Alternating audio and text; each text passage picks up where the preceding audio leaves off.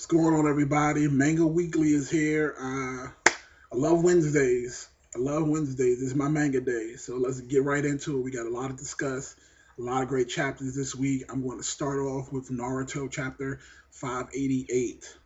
All right. So this chapter actually starts off with the final chapter between Sasuke, Itachi, and Kabuto. Kabuto was under the Izanami and is, getting ready to be, forced into Genjutsu to figure out how to stop the Edo Tensei. And, Sasuke and Itachi are having a conversation. And Sasuke is basically, like, no matter what you say or do, I'm still not going to ever forgive the Leaf. What they did to you was horrible and blah, blah, blah. And Itachi's like, look, once I end this to Edo Tensei, I'm not going to be here as an arc for you anymore. You literally, I'm not going to be here for you anymore. And basically, he's in the bottom line as he said he's going to be here. Naruto's going to have to take over and try to fix you and, blah, blah, blah, blah, blah. So Sasuke is totally not, hearing that. He's like, whatever, I'm pissed off about that or whatever this case may be.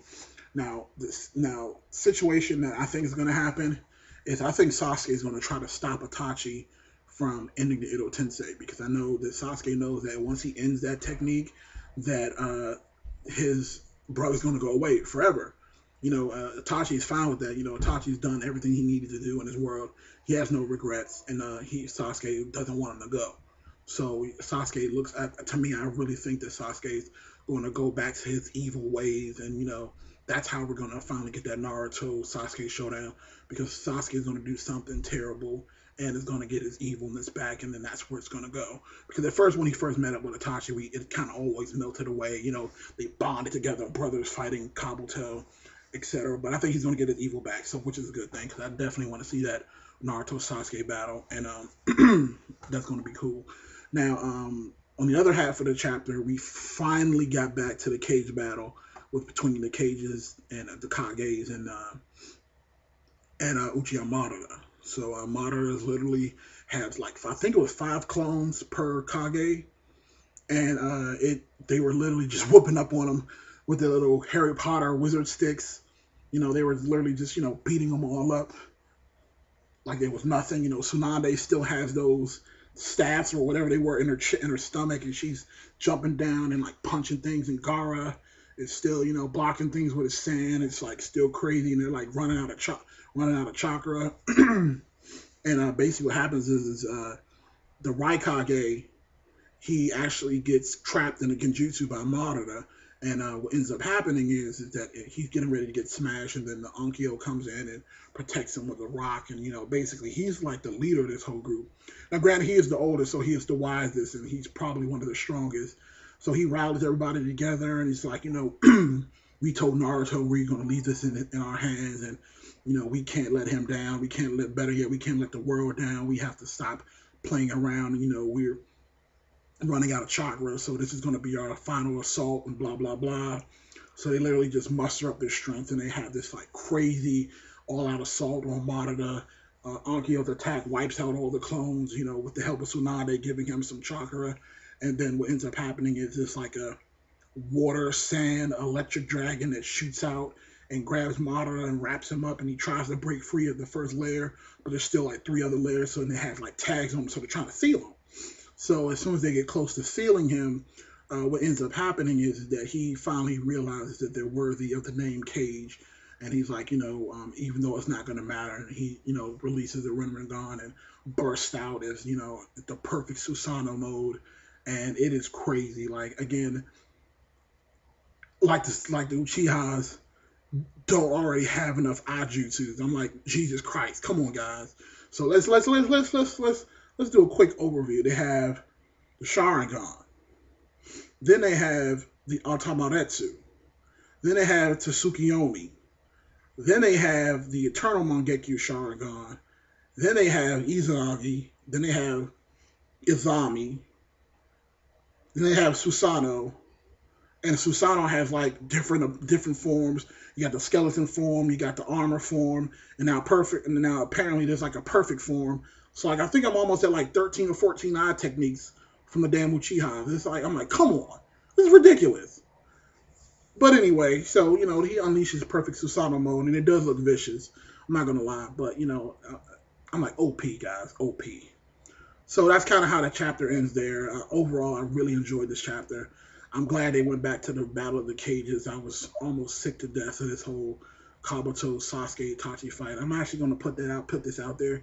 That was probably one of the weakest fights in Naruto history, possibly. Yeah, I said it. Anyway, let's go. Let's move on. Next up will be, let's talk about One Piece. One Piece 669. Yes, 669. This chapter again is a little slower. Law has already, formed the alliance with Luffy. They're actually going to carry out that submission. Law's carrying around Chopper to try to sneak back in so they can try to capture Mr. Gassy Clown. So Chopper's talking to Law, and he's like, you're strong. Why don't you just, go in and attack him? And while you're doing that, I can go ahead and research the drug and figure out what's going on. And, Law's just like, no, let's just stick to the plan, blase, blase. And basically the scene shifts, and then we're actually with my boy Zoro, Nami with Sanji and Nami's body, and then we have Brooke. They're walking around in the grass, and they're following footsteps, and it looks like they run back into the Yeti Cool brothers, who actually ends up shooting like some sort of gas bullets at them and make them really drunk. I thought the Yeti Cool brothers were beaten already, but maybe there's more. I don't know. They didn't really flush that out too much. Maybe if you guys know what's going on, you can tell me about in the comments below. But basically, they come out and they get knocked off of a cliff, and Sanji ends up knocking out some of the weak gas, the men in the little gas mask. Sanji and Nami's body. He does his little karate attacks and beats those guys. Those guys are weak. They're almost like Frieza soldiers. Still little weak guys like that. And basically, what ends up happening is we actually, after that whole situation transpires, we then jump to Smoker, and they found a boat. They actually found a ship, and they're trying to get off. And then Luffy and his crew ends up crashing the party, and I guess Law told them that they were not supposed to take on the entire fleet. So Luffy comes in, and they're on like this giant cannonball, and they're like, "We're here to fight, yeah!" And that's kind of how the chapter ends. I mean, like I said, this episode wasn't very strong. Just small things to move the plot forward. Oh, and they do mention the mountain-sized muck monster, because they do find a little samurai that's been cut in half. So they're still getting closer to the lake where this giant muck monster, the gassy one, is. So that's going to probably be another little arc or little fight they're going to have to get through too. So we'll see we'll see what happens with that. This One Piece episode, like I said, it wasn't a lot to really work with for me. I kind of read through it quickly. To me, it wasn't super impressive. Like, one of the things about One Piece is when it's good, and when it's not, it's not. So again, I'm not going to say it's a bad chapter, but to me personally, it didn't really do much for me. We're going to jump to Bleach 494 next. Bleach 494, we are like dead set in this battle. The Quincy's have already invaded. They're starting to invade the Sarate, and they have these huge beams of light beaming in. And Rukia, we actually get to see Rukia again, and she's in full alert, and she's basically like, we have to get to the bottom of these reishi, because this is probably where they're going to start coming in at. So everyone's running to each pole, and then we actually meet up with Kira, and it looks like he has some seats underneath him. When I say seats, I mean he actually has some other guards.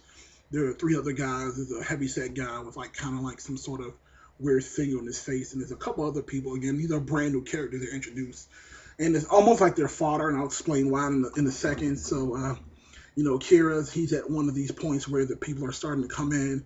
They're trying to analyze the reishi, and it's not working. And then from the inside of these huge aerodomes that come through, you can see someone analyzing, almost like a scouter, and it says 97% confirmed Shigami, and then all of a sudden this huge beam of light shoots out, and it actually cuts down Kira. Yeah, that's the shock of this episode. To me, it looks like Kira's dead. There's no way he survived that shot, because literally, it's on the side where his heart wasn't, but all of this, gone. Arm, gone. His arm was actually on the ground. Like, he shot like a bazooka-sized hole through his chest and upper body. There's no way you survive that. I don't care if Onihime comes in at the last second and try to, reject it or whatever the case may be. If Captain Yamamoto's second in command got killed by them, there's no way that Kira survived that blast. So I think Kira's dead, which means that they ain't playing around with this chapter. This 1,000-year blood war, they are not playing around. People will die, and that's crazy to me because I'm like, and basically all these Quincy's come out of the little beams in there, it's almost like when we got introduced to the Aran cars, and they have the set Aran cars. We see the faces of the people that they're going to be battling, and it looks like shit's about to hit the fan, people. Real talk. And basically they're analyzing the data, and basically it ends by saying that over 1,000 deaths in 7 minutes. Holy shit. So then after that, Ichigo gets a little panel. I guess he's still fighting his battle with the god Angel form. And Kirgi, he's still fighting him in Angel form. So that's kind of where the chapter ends now. Overall, this is actually going to be a close one. So first place I'm going to say that Naruto edged out first place in my opinion. I'm glad they shut down the whole Itachi Sasuke fight. I'm glad they went back to the Kage fight and showed us Madara in his perfect Susanoo form. OP. Every time I'm going to say that, I'm just going to say OP because it's ridiculous. Second place goes to Bleach, and then last place will go to One Piece. Again, I hope you guys have already had an opportunity to check it out. I hope you guys enjoyed this video. Let's hear what you guys thought about the chapters. Comment in the section below. Thumbs up for Bleach, One Piece, and Naruto. And please, please, please subscribe so I can keep doing these videos. This is Shut Up the King. You guys have an awesome day.